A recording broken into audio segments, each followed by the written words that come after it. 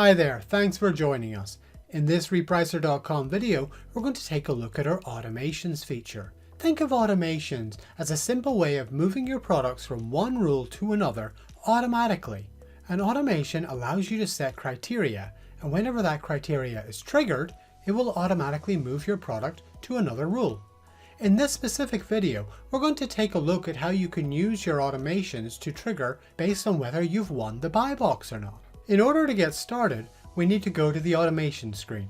Click Automations on the left-hand side of your screen. Then we're going to create a new automation. Choose the option right here. The first thing we need to do when creating a new automation is to give it a name. Be as descriptive as possible. Then we need to choose a channel. If you do want to put an automation on more than one channel, you would need to create an automation for each. With our name and channel set, we move on to the Triggers tab where the magic happens. From the trigger list, choose the Haven't Won Buy Box option. Using this trigger, we can also choose the number of days we may not have won the buy box for before this will trigger. Let's just set it to a week. You can also have up to 3 triggers, so you can mix and match some of the other trigger options that are available. Next, we're going to choose our rules. First, we choose which rules are going to be looked at by this automation. If a product is not in one of the rules selected, it will not automate. The second option is to choose the rule that your product is going to be moved into. With those selected, we have our final option. What happens when the automation no longer triggers? In this case, if you no longer have the buy box.